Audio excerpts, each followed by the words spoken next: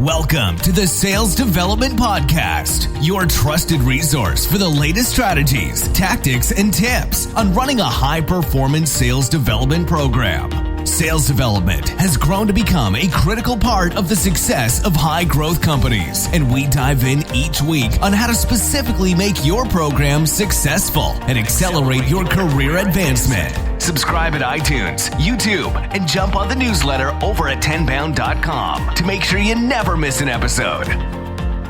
Hello, everybody. Welcome to another edition of the Sales Development Podcast. Looking forward to an awesome episode today. We are talking with JC Otero, Manager of Sales Development over at Informatica. JC, how you doing today? I'm doing wonderful. Thanks for having me today. Yeah, this is going to be awesome. So I met you making a contribution to the SDR blog post that we have over at Tenbound. And, we've gotten a tremendous amount of interest in the blog post and just appreciate you, contributing to the community and sharing your wisdom and coming on today. So, JC, you're managing the sales development team over at Informatica. How did you get involved in sales development, and how did you, find your way to managing the team over at Informatica? Yeah, really great question. So the way that I got into the role was that my previous role helped kind of springboard me into that leadership role. And in early 2018, Informatica was investing in building out an inside sales organization. And at the time, I was with a previous company in a leadership role. But I was really captivated by the company, along with their investment in development, and the sales leader that was building it out came highly recommended. So, in fact, I took a step back in my career from going from a director role into an individual contributor. And from day one, my immediate goal was, what do I need to do to get into a leadership role? And as I excelled as an inside sales rep on helping build out the organization, having my own successes, when the opportunity came up, because executive leadership saw the value that we were contributing, that they invested in a sales development organization to be built out from scratch. And because of my able to excel in the inside sales role, along with some other leadership experience that I have both at work and outside of work, I was a great fit for it. And so I became the first SDR manager hired to build out the group. And that happened in summer of 2019. And so that's kind of how I ended up in this particular role, was as an individual contributor at the same company, and then into a leadership role to kind of teach people how to fish. Got it. Okay. So, I have a lot of folks who listen to the show who are sales reps or they're SDRs. They're trying to figure out, how do I get into the manager position? And then what sort of makes you successful in that endeavor? Yeah. So I think it's two parts. We have to definitely be very proactive, because I think what oftentimes happens is that most people apply for a job when the job posting is public, but the ones that end up getting the jobs are the ones that have been putting in the work and positioned themselves well in advance before that opportunity arises. And what I mean by that is, first and foremost, we have to be really clear in terms of where we want to go. And in sales, you're either going to be an individual contributor and try and work your way towards the field. And then if you're more interested in leadership and developing people, you kind of go towards the management route. And so I think it's really important for people to understand what's important to them. Like, oftentimes I get asked, like, man, JC, you're just so good at this. Why don't you just go out to the field and you can make so much more money? And, that's great. But, what drives me and what really, lights me up is being able to develop people to kind of try and bring out their potential that they can be, right? And so that's the first part, is determining what that is. And, whether you're starting today or you've been in the role for so long, you need to know where you're going next. Because if you don't know where you're going, and you can't put the things in place to work towards that. So if you feel that management is the way to go, well, you need to talk to your leaders and understand what it is that they look for in their managers. Because if we don't understand what they're looking for, then we can't assess, where our strengths and weaknesses are. So that way, once the position opens up, we can be top of mind for that. Second is, in terms of making the move, is having that in mind. So, you can ask my previous managers or anybody from day one. I made it very clear, this is where I want to go. What do I have to do to get there? And then just constantly being in communication and top of mind. And so that's some key feedback there, is knowing what's driving you and what your purpose is, and then working with those that are essentially the decision makers to understand what it is that they're looking for. So that way we could do that. And then more importantly, it's an ultra competitive world that we live in, right? We're going to be competing with people both inside the company and externally. And so we have to be very proactive in terms of developing our leadership capabilities outside of work. For example, I recognize that I needed to get my MBA, and I got my MBA some years ago in organizational leadership. I also recognized too that I needed to improve my leadership, communication, and just leading people.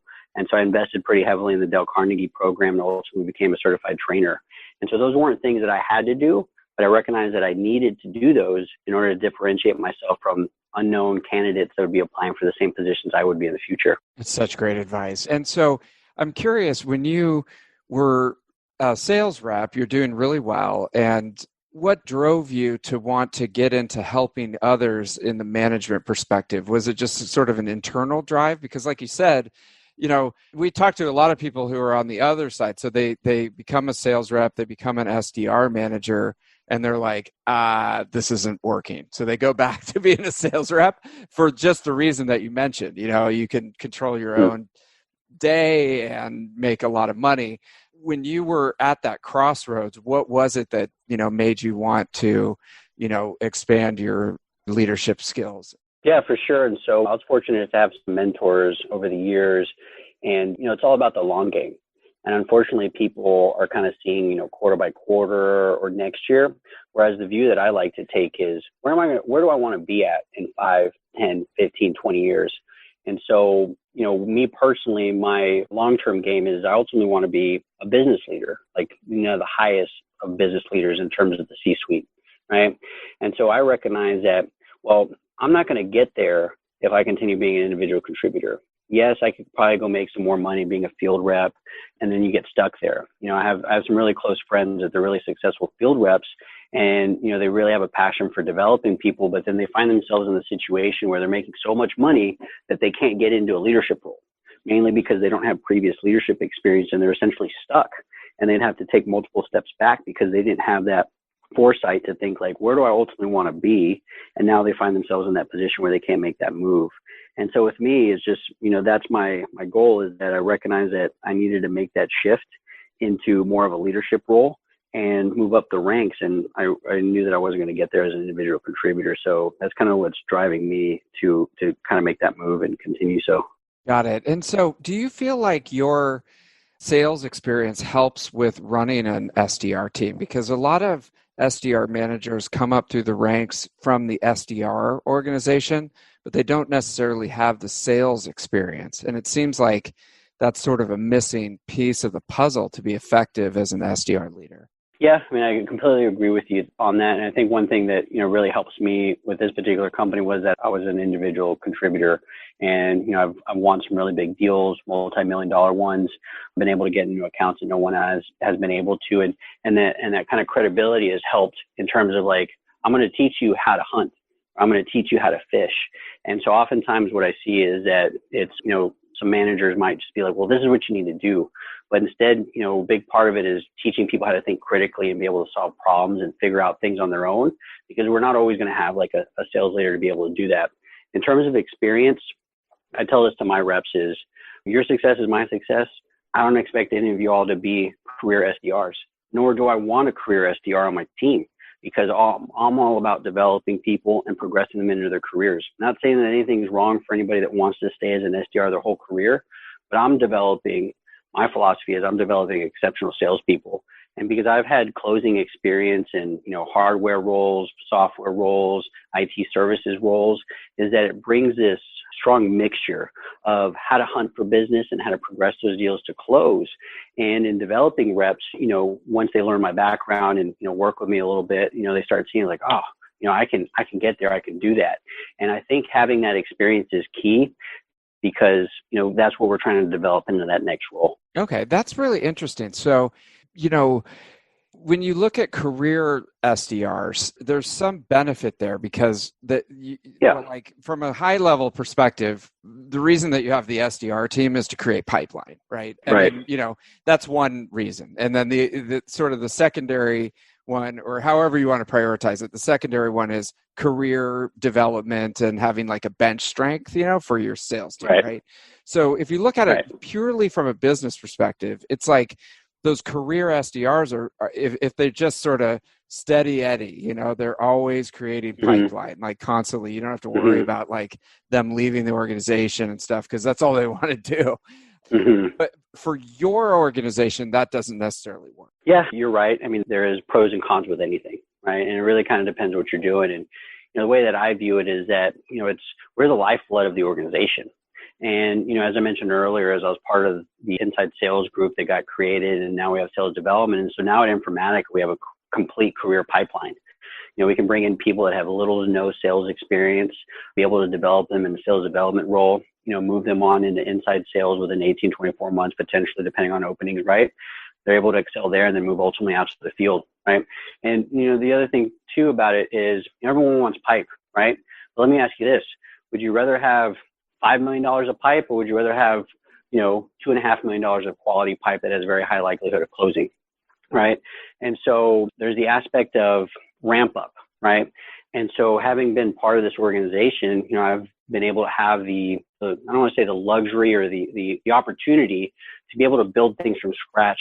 And what I mean by that is in terms of like systems and processes on how we, source our candidates, how we interview them to ensure that we're getting the top talent.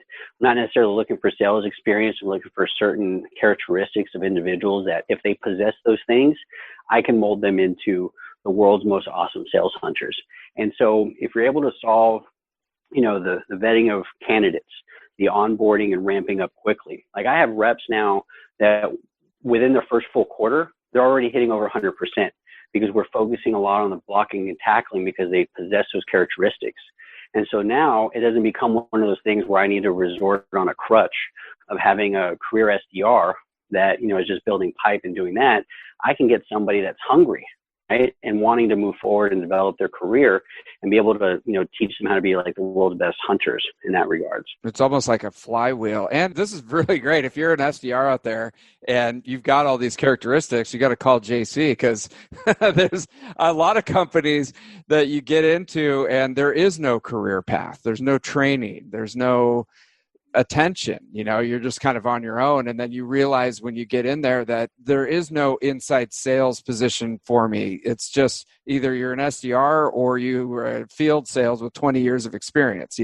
There's no middle ground. So what an amazing opportunity for people that work for you as well. Yeah. And part of that too is it reminds me of kind of a quote that, has really resonated with me over the years. And I kind of try and hold it true. And it comes from a person who wrote The Strangest Secret. I'm drawing a blank on his name, but he talks about what success is.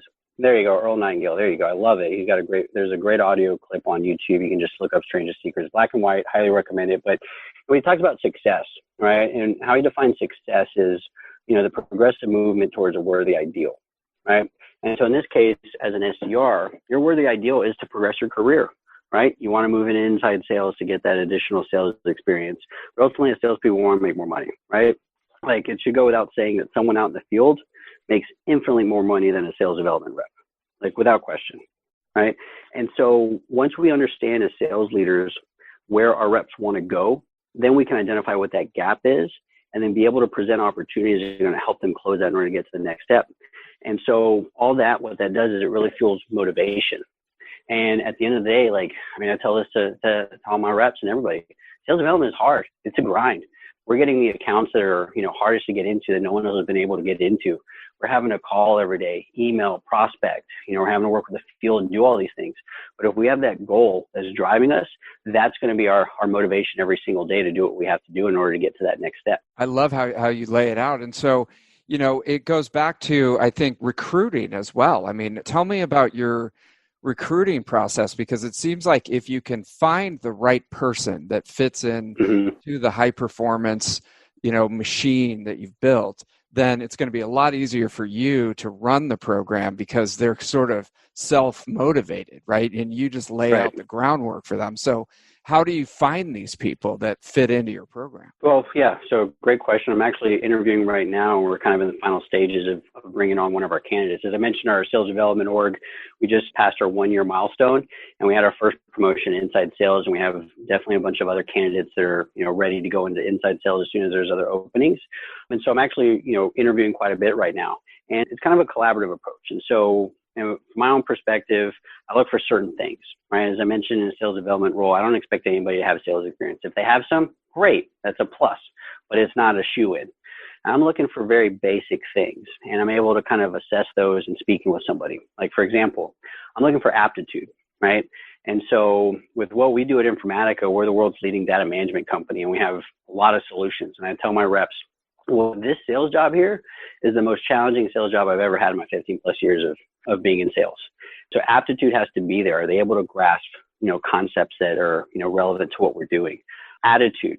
I think attitude is just equally as important as aptitude, and maybe even more so, because if you have the right attitude, we can make up on the aptitude through just a little bit more training and development. Attitude is extremely key, especially right now during COVID, right? Like, early on, people were kind of just down by it.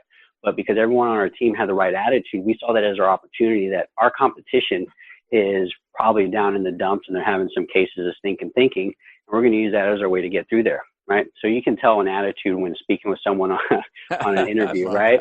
Yep. Asking them how they've Ziglar, right? Yeah. Yeah, there you go. I love Zig. I love it. So you're looking for that. It's almost a smell. Kind of, thinking. right? Got it. I could tell, like, for example, I just had an interview with a candidate the other day. It's easy an informal. Yeah. Go ahead. Yeah. I mean, it's easy to find that right now. I catch myself, in this situation. So, but you're looking out for that. Yeah. Yeah. And just like you said, like Zig Ziglar, one of the other quotes, he said, like, motivation is like bathing. We got to do it every single day. Yeah. It's not one of those things like, I have a routine every morning. My wife doesn't like it because I'll be walking around with headphones on, but I listen to like motivational talks and speeches in the morning. It just gets me, it's like I have to prime the machine, right? So attitude is extremely key. I'm also looking for people that are action oriented, especially with recent college graduates, right? That's great that you got a 3.5, 3.5 or 4.0 GPA, but I want to know what clubs you were in, what leadership opportunities did you have? Did you work? Did you have internships? Because it's showing that you're action oriented. Also look for their ability to ask questions. You won't believe how many candidates are in interviews and they have either no questions or extremely weak questions. And in a sales development role, questions is all we got when we're talking to a prospect. And by you asking very effective, powerful questions, that conveys to me that you're also going to be doing that on the phone. The other thing that kind of comes to mind is attention to detail. And so one of the things that I always tell my reps is we're always interviewing, right? Even when we're in a current role right now and you interact with your field reps or your field leadership or inside sales, every interaction that you have with them, you're interviewing because eventually they're going to have an opportunity. Same thing with candidates. You won't believe how many candidates don't send a follow-up thank you message, or they don't accept a connection request until weeks later, right? And so it's those little things that I look for that I can do it. And then the last one that comes to mind is articulate. And so if you can't communicate effectively, both verbal, written, then we're not going to be successful in sales. And one of my mentors taught me that early on. So I invested my time and energy in joining Toastmasters. So I took it upon myself to try and be the best speaker I can be. I then invested in Dale Carnegie. Every opportunity in a meeting or at work to present, I'm always one of the first ones to do it because I'm always trying to fine tune my communication skills. And what happens over years, and I experience this now where I talk to people or I'm on calls or I'm in a meeting and they're like, oh, wow, right? I want to get like that. But what they see is they see today's results. They haven't seen the past 10, 15 years of going to Toastmasters once a week in the evening, working on your speeches, investing in Dale Carnegie, doing all those things that then got me to this point. Everyone wants to get the end result, but they don't want to put in the work, right? There's a quote from, I think, Eric Thomas that I hear all the time. Everyone wants to be a beast until it comes to doing what beasts do. And what that is putting in the work, being an overachiever when it comes to grinding and just doing those extra things. Those aren't things that I had to do. Those were things that I needed to do in order to help me get to where I need to get to. So amazing. I mean, and there's so much that goes into it to be the 15-year overnight success, right? You hear that all the time. There's so many haters of successful people. And I just, you never know. I think it's just maturity, but it's you never know all the stuff that they had to do, behind the scenes. How many Toastmasters, how many Dale Carnegie, how many, all these things. All you see is that end result. So that's the Instagram. Yeah, exactly. Yeah, and here's the thing too to kind of keep in mind is that everybody, for the most part, that's successful didn't get there by themselves. Somebody helped them get there. Success leaves clues. And unfortunately, to your point, people, it's easy to hate on success, right? It's easy to say, oh, that person lucked out, that person this or that or whatnot. Well, you don't know their story, for one. And then two, if you were just to take the time out and reach out to them and be like, hey, I want to learn your story. I want to learn how you got to where you're going. They're more than likely going to welcome that because somebody helped them do that too. And it's their way of paying it forward. And, I found that the most successful people are also sometimes the most supportive and helpful people because, success begets success. And so that's just kind of one recommendation is that wherever you're trying to go in your career, whether it's field or SDR leadership or VP or director, try and build those relationships with those people. Just simply reach out to them and say, hey, I saw that you're here. I ultimately want to get there. Can I just pick your brain? And that's it. And then just go for it. And most of the time, they're probably going to be receptive. So just keep that in mind. 100%. And so, okay, so you're trying to build this team, right? And you've got this system to be able to find people that have the similar growth-minded attitude, right? And then, so say you find this kind of diamond in the rough, like what's their process of getting up to speed, so quickly on the team where they can start to be productive in such a short time? Yeah. And so first and foremost is kind of just like setting expectations. And so, as I mentioned earlier, is like, I don't try and sugarcoat and be like, hey, this is going to be easy. No, this is going to be hard, right? But as a result of that, we're going to become so much better and so much more effective. And, we have to have that aspiration to be the best that we can be. And so in terms of like ramp up, we take like maybe an alternative approach. And so like, I'm definitely not from the philosophy of like, I'm just going to throw someone on the phone and then just hope that they figure it out and they're going to learn through trial and error, because that's not setting up anybody for success, right? And so, in this particular organization that we've been fortunate enough to build from scratch and not have to be confined on previous processes is, it's a multifaceted approach. And so we have an enablement organization. We have my experience. We've also created somewhat of a mentoring relationship so that more tenured reps can help onboard them.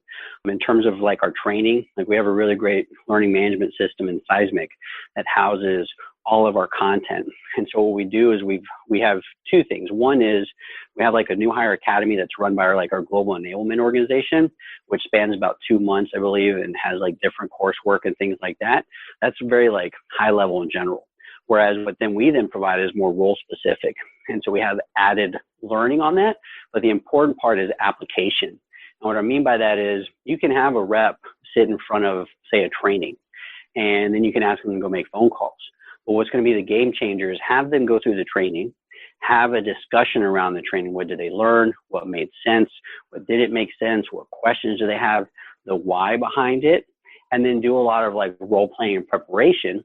And the role playing and preparation is really key because it helps with those conversations and anticipation.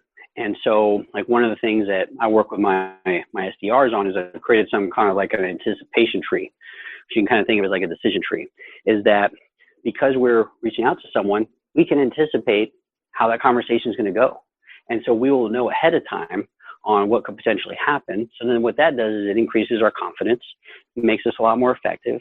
And then it just comes down to practice, and coaching. And so, it's one thing is that on onboarding reps is constant, never ending improvement.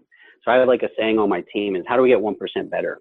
So I'm coaching on everything from how we're doing our account planning to how we're, fine tuning our pitch, to how we're handling objections, to how we're writing our emails and follow up, how we're leveraging our tools to effectively find contacts or intel, and then piecing that all together and then applying it while at the same time too revisiting it. So that way we're just constantly getting better. And what ultimately happens is they start getting it, right? And they start developing it even more. And then you start challenging them to kind of think outside the box and add more to it. And so it's this whole multifaceted approach that really helps in terms of like ramping up, non-salespeople really quickly. It gets them rampant. And so it's tough with the coaching. How do you scale that across the team? Because you're just one person. You might have 10, 20, 30 reps working for you. I mean, in some companies, sometimes it's like one manager to 10 reps or more. And you want to sit there. Like in the old days, we had like a splitter, like a phone splitter. Remember those? Yeah. You've been around for a while. Yeah, I do. But now you can record the calls and, do all sorts of stuff in Gong and Chorus and stuff like that. But how do you scale those role plays, for example, and stuff like that? Yeah, great question. And it's, I guess the saying goes too, it takes a village to raise a child, right? Yeah. And so the same thing with a company, right? It's just not any individual's sole focus in terms of like enabling and empowering reps to be successful, right? And so I don't just put it all on my enablement team and be like, all right, well, it's your job to like train them and figure it out. And then I'm just going to sit back and do that. So in terms of coaching, it's really a collaborative approach. And so some of the things that we've been able to initiate at Informatica is, we have pretty much weekly enablements.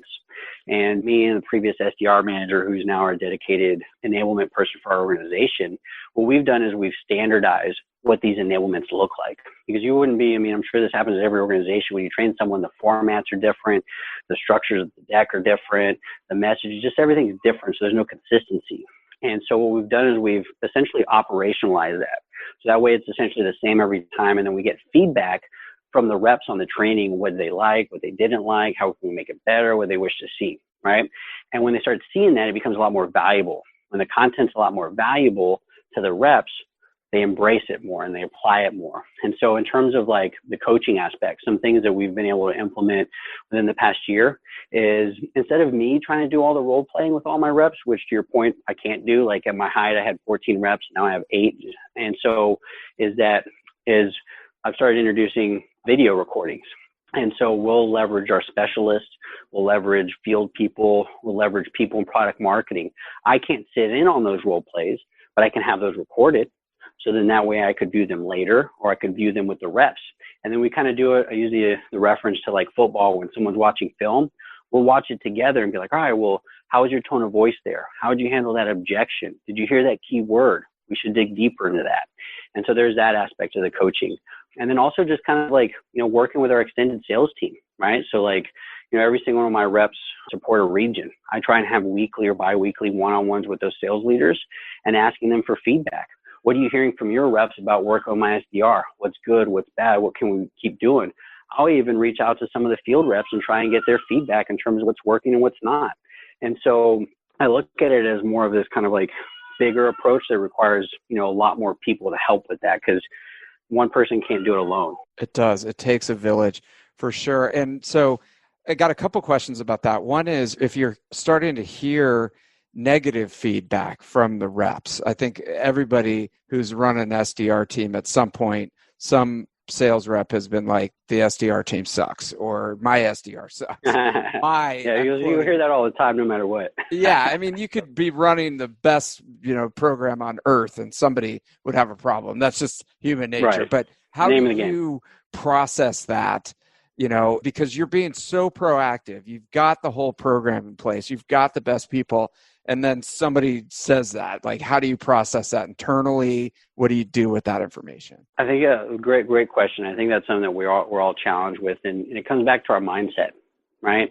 And so, most people or average leaders may see that as they get defensive and they start, trying to defend it or doing this or that. Well, just like when we're sales reps and we talk to our prospects and like, oh, no, I got a competitor. I'm good. I don't need your solutions. Average salespeople get defensive on that. Instead, and this is where the real magic happens, is you kind of like work them as well too. And what I mean by that is like, oh, well, tell me a little bit more about that, sales leader. Why is your team not seeing value here? Oh, well, because of this, and that. Okay, can you tell me more?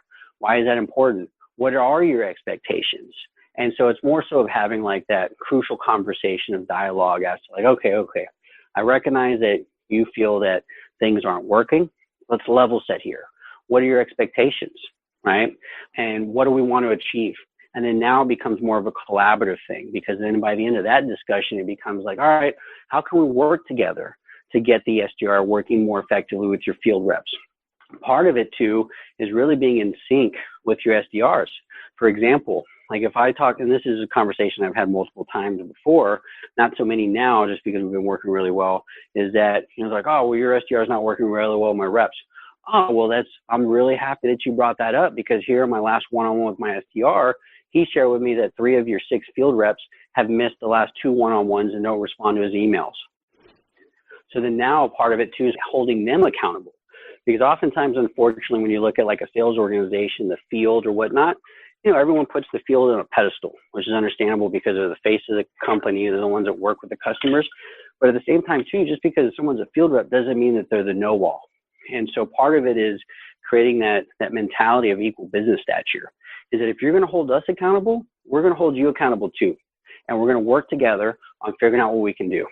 And that's kind of the approach that I take is I try not to get defensive, and some of these VPs or RSDs can get pretty aggressive or hostile, but it's a matter of having those conversations to find out where the disconnect is on expectations, while at the same time having a dialogue in terms of what does success look like and how can we work together to get there. Man. Okay, folks, this guy is going to run a company someday. So I want a job, JC, at some point, because that is what you're describing is very difficult. It's really, truly driving revenue alignment. And it's why so many people struggle with that, because you've got to be able to have those tough conversations. And, I've heard, hey, the more tough conversations you have, the more you can get out of your comfort zone, the more successful that you're going to be. So hats off, man. Yeah. I mean, it's definitely something that I'm trying to work at all the time. And, it's one of those things too, where like, I just didn't stumble upon this, right? Like there's obviously been many years of learning, and, for whoever's listening to this, hopefully I can help accelerate their learning curve so they don't have to go through the same experiences that I did. But one thing that's really helped me is, as a leader, we have to be proactive in our development, right? And so there's tons of great books out there, right? I think Chris Voss has one on like just crucial negotiations, right? That's interesting, right? Because of having just hard ones.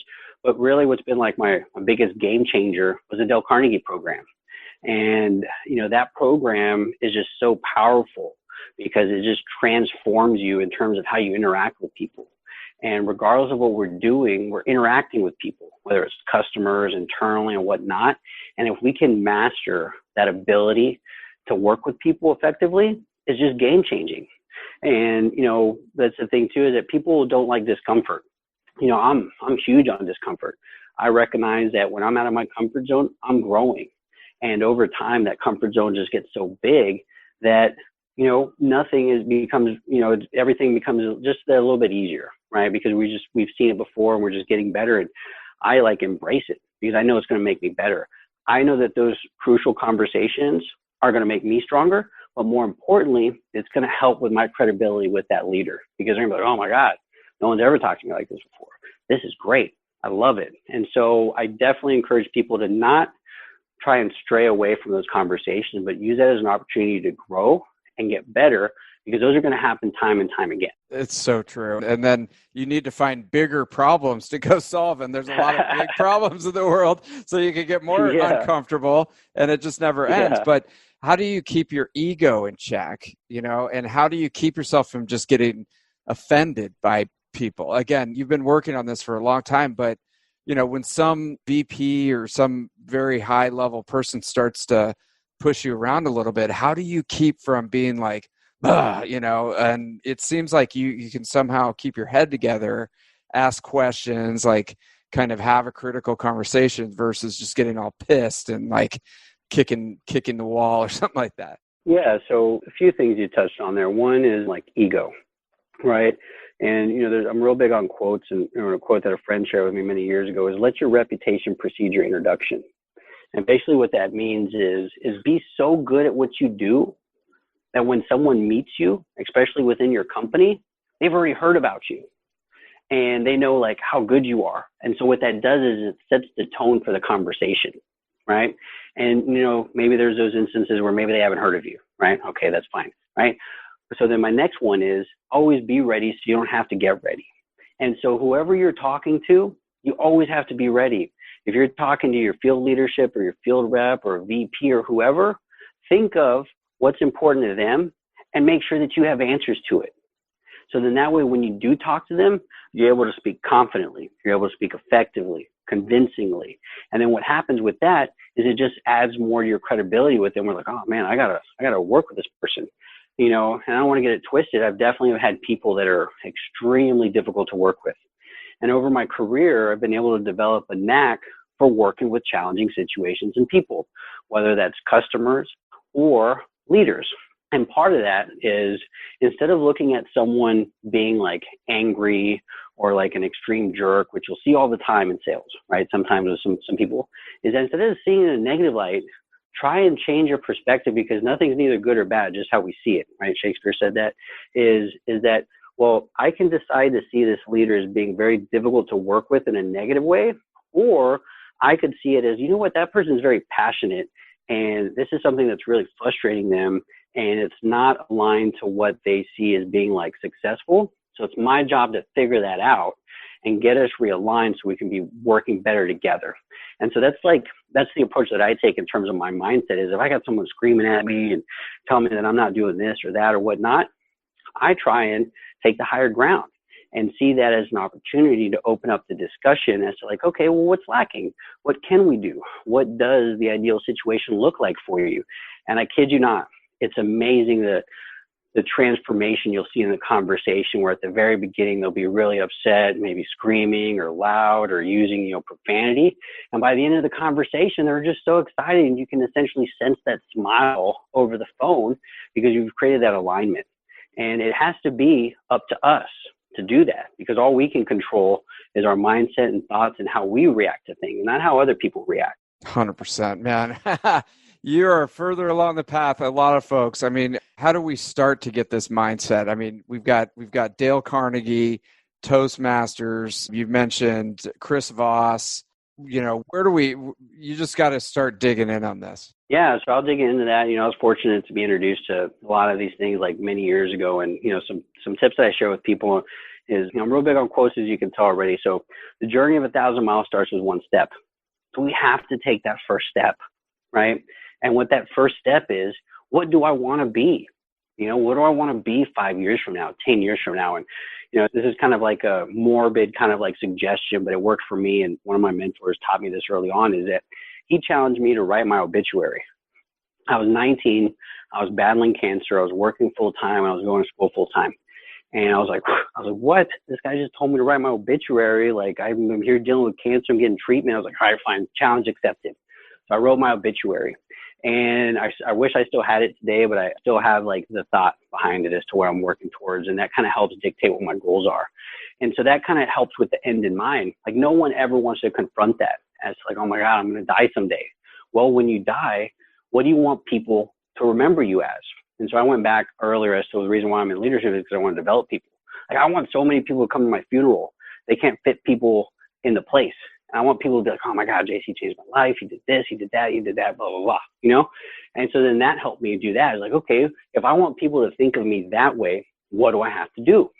So then I start looking at things where I've got to be a great speaker. I got to be a good leader. I got to be able to find my niche. I got to give back. I need to be helpful. So once I understood that then helps dictate everything that I then did afterwards. And so in terms of like things that we can do for our own development, figure out what's most of interest to you. Like I don't recommend to anybody to go do a training if they're not interested in it, right? Because if you're not interested in it, you're not gonna be passionate about it. If you're not passionate about it, you're not gonna learn it, you're not gonna embrace it, and you're not gonna, get the most out of it. And so the other thing too is, don't put too much on your plate. I think unfortunately in the society that we live in, everything's about instant gratification and short term, right? And so there's, short-term instant gratification, or pain or whatnot. And so like, we got to like map things out. So the other challenge that a different mentor taught me was just map out our life. Like I want to live to 117 years old. So that way I can live through 3 centuries, right? I don't know if I'll get there, but the idea is that you can then start seeing, like, it's amazing because when I was 19, I mapped out, all right, I want to work professionally. I want to work with startups. I want to get my MBA. I want to get married here. And then I just start plotting it out. And once you start plotting it out, it becomes a lot more digestible. So like one thing I tell my reps all the time is, let me ask you, David, what's the best way to eat an elephant? One bite at a time. There you go, right? So instead of like being overwhelmed, like, oh my God, and some people will do this. They'll go sign up for Toastmasters. They'll get all these audiobooks. They'll get all these books and they get burnt out. And so 1 month into it, they're burnt out. I was like, oh, nothing happened. No. You have to have the long game in mind. And so, identify something. Like right now, I got like a list of stuff. Like in the past, 3 months, I've gotten multiple certifications around sales tools that we're using. And I have probably like another list of 6 to 8 certifications I want to get that are industry related that I'm not getting them all at once, but now I've mapped out. So I really encourage people to create like a learning and development plan. You can make it for a quarter. You can make it for a year. You can make it for 5 years, right? Like if you want to go get your MBA, go get your MBA, but figure out what the process is, how long it's going to take, talk to students, plan that out on your kind of like life timeline. If you want to get a certification in a specific tool, find out how long that's going to take, and then just start plotting it out. And it becomes a lot more digestible. 100%. I think there's so much information out there right now. It's all about organizing it and putting it into a game plan, that has a start and end date. I think that's why, schools are still around, even though there's all this free information out there. The value of the school kind of puts it into, okay, it starts this day, and then you got to do all this, and then you get your degree. It's and we leave school, and we don't have that anymore. So you could go 5 years without picking up a book, right? Exactly. I mean, leaders are readers, right? Like, it's so sad in terms of, I'm looking at my list of books right now that I'm reading. I got like 3 of them by my bedstand. And so, that's part of it too, is that we have to take ownership of ourselves. Like, I'm a real big student of Napoleon Hill. And one of the things that he talks about there is he uses kind of the analogy of burning the ships and, setting sail, right? And so it's like one of those things where, like, if we're a ship, we're the ship. I guess there's someone else too, captain of your ship or something like that. But is that we're in control of that rudder of where we're going. Like, throughout school and everything, people are telling us to do this or that. But as soon as we get out of school, it's completely up to us on what we do, what books we read, what, blogs we read, podcasts. We only have so much time in the day. And unfortunately, I'm guilty of it. I get on Netflix binges and I watch shows and stuff. I still do that. So I'm just not constantly always working and learning, right? But at the same time too, there's that balance, right? And so being able to decide know where we're going, and then what we need to do to get there, and then just putting in the work and just doing it. Because no one's going to tell you to go get that certification. No one's going to tell you to enroll in that program. You have to want it. But the only way that it's going to be effective is the why. Why are you doing it? And so unless somebody doesn't know the why, they're not going to have that drive to do it. Now, do you find with your team, somebody, we tend to put on our best shirt and go in, do the job interview. You tell the guy whatever he wants to hear just to get the job. Do you ever find that, you think you've got this diamond in the rough, and then 6 months later, you're like, where's that guy from the interview? And, what do we do now? Because you don't want to just, fire somebody, but it's like they haven't figured that out yet. And it's hard. I mean, I've been out of school for way too long, and I'm still trying to figure it out, right? So how do you expect that from somebody that's been out of school for 3 months, Yeah. I mean, I'd be lying to you if I told you that's never happened to me, but I can think of 2 hires in my career. Probably the 2 have come in probably the last, 3 or 4 years, that I was really fooled by them. Oh my God. I was like, oh man, they meet all my characteristics. These guys are going to be awesome. Like, oh my God. And then within 3 to 6 months, I'm like, oh my God, what happened? Is this the same person? Like, that's definitely happened. And so instead of trying to beat myself up over, it's like, oh my God, I made a bad hire. It comes back to mindset, right? I was like, oh, okay, well, one, let me see if there's somebody I can work with. Of course, in these particular instances, one, he wanted to do something else. And then the other one, I don't know what was going on with that one. But I use that as an opportunity to be like, okay, let me revisit how I interview and get candidates. What exercises can I do? What questions can I ask?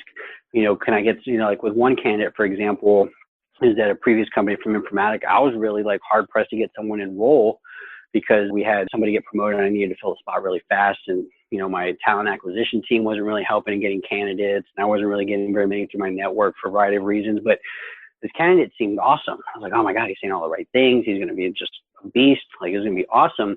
But where I went wrong with that one was that I knew some people that had worked with him, and I didn't reach out to them for their feedback on him. That could have potentially saved me, right? By just asking them hey, this guy's saying he did this, this, and this at your company. Did he really do that? So I didn't do that. So then now I know moving forward that that's a learning experience. If I have a candidate that knows someone in my network, never again am I not going to ask for their feedback because of that one experience. This other candidate more recently, thought it was super awesome. And then I find out in 3 to 6 months that his long-term goal was to do something else, initially be a firefighter, and now he's a police officer, right? And so the idea then is okay, well, how can I be more effective in my interviewing to find out what their long-term game is? So one of the things I'm looking for is aspiration. And they need to be convincing in terms of, why are they getting into this role? And so that wasn't really something that I talked too much in those interviewing aspects of why do you want this role specifically, and how do you think it's going to get you to the long-term goal? And that's where, I'm going to have to be able to assess whether or not I think they're being, truthful or genuine on that. So, it's happened. More than likely, it's probably going to happen again. But because of these experiences, and I see them as learning, opportunities, is that the next time it's going to be better. And then the next time is going to be better, and just constantly learning and trying to get better. And how do you, if you're sitting out there and you're like, I don't know what my why is, and I haven't figured it out, any recommendations? You went through some amazing experiences and you were able to really sit down and map that out.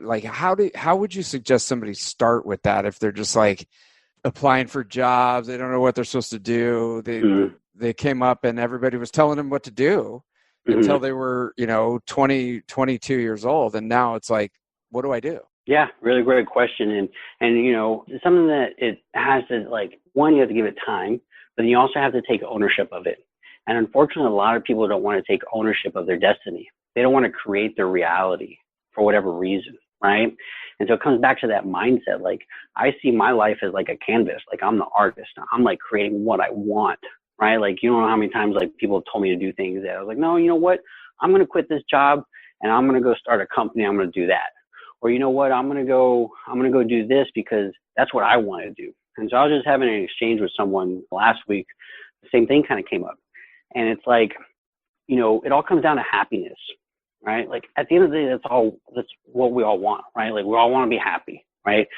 We feel if we make more money, that's going to make us happy. We feel if we were to do this, it'll make us more friends. And so start first, what makes you happy, right? What makes me happy is seeing that transformation in someone, working towards their highest potential. That makes me so, I'm so satisfied from that, right? Other people, they might be happy doing art or, working with animals or kids or whatever. I love working with kids. I've done after school programs on entrepreneurship, financial literacy. And so part of it too is taking it a step further. So not just going through the thought exercise of what makes me happy or what I want to do with life, but then actually going and getting that experience and doing something about it, not just talking about it. So don't talk about it, be about it. And so we all know what makes us happy, right? There's these things. And then as we kind of go down that rabbit hole, we start finding other opportunities. And I tell this to people, sales isn't for everybody, but regardless of what we're doing, we're selling. And what I mean by that is we're selling our ideas. So if you're an accountant or finance or a lawyer or project manager, you're selling one way or the other. And so it's just us as sales professionals, we opted to do that as our primary job. And if you don't enjoy the aspects of sales, get out, right? You won't believe how many salespeople I've encountered in my career. They're just miserable with their job. They make great money. They don't have someone micromanaging, but they're still unhappy. And the reason why is because there's a misalignment in terms of who they are, the life they're experiencing, and who they want to be. And they have fear on living the life of who they want to be because they're overly concerned with other people's expectations.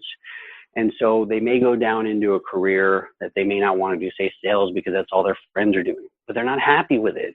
But then they continue doing it and they become jaded and all these things. And so you need to be true to yourself. And a book that one of my mentors recommended a long time ago that I recommend as well, I'm trying to work towards that. Obviously, the real popular one by Simon Sinek is Start With Why. Everyone references that one. But one that really helped me was there's this book called The Path by Lori Beth Jones. And the first 100 pages is kind of the key part. The other part of the book is very heavily around religion and things nothing wrong with that.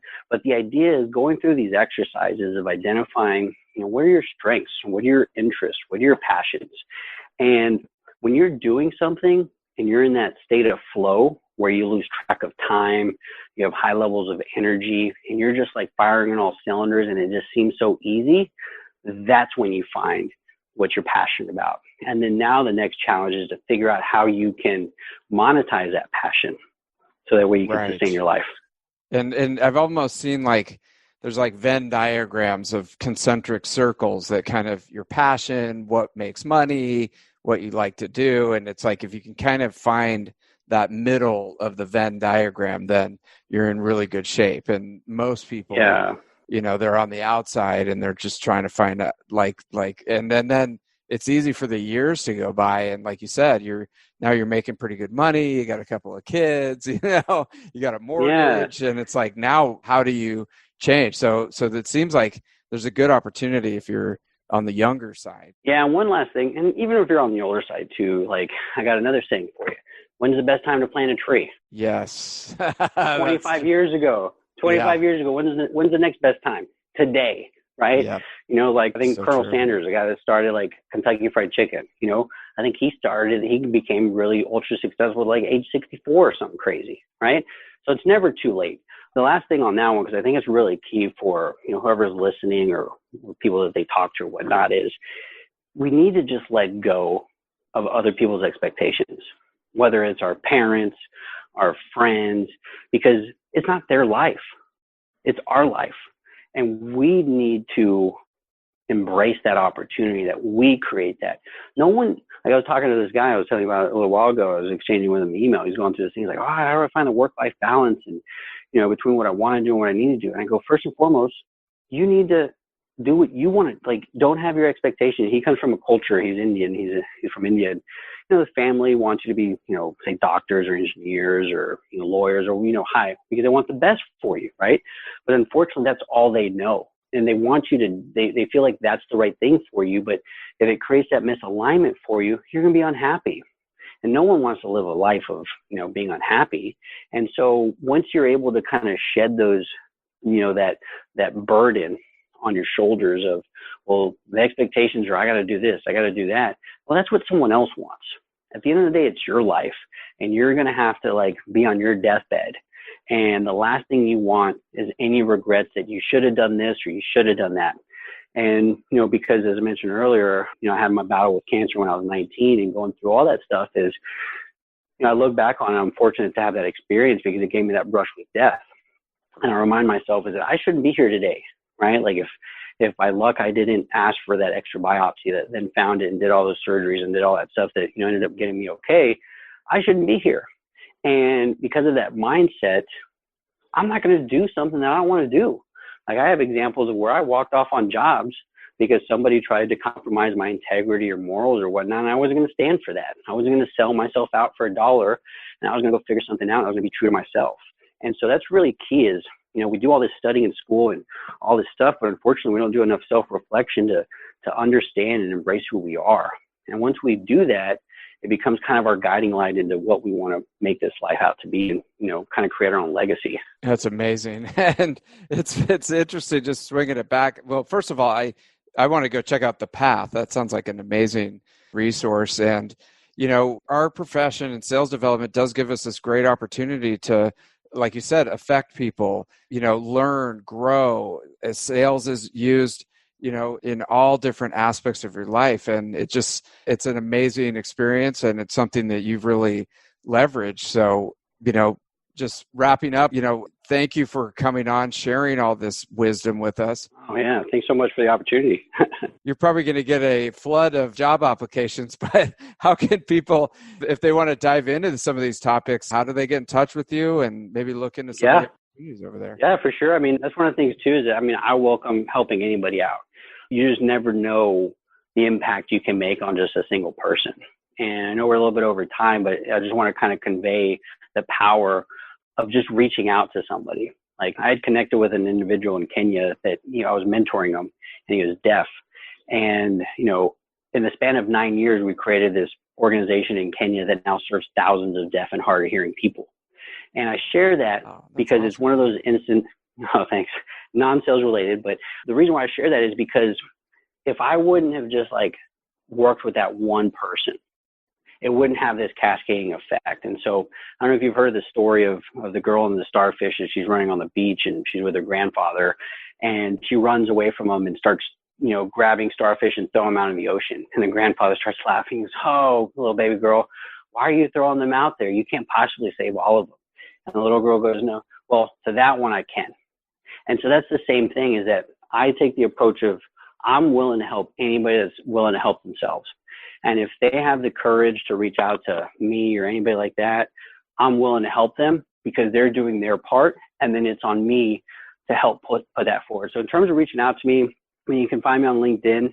I think I have my contact info public there. But, send me a note when you send a LinkedIn connection request, because I just get hit up by vendors so much that you got to include that little note, right? And that's how you differentiate yourself. My email, you can email me, and I guess I'll leave you my personal email, but jc.otero,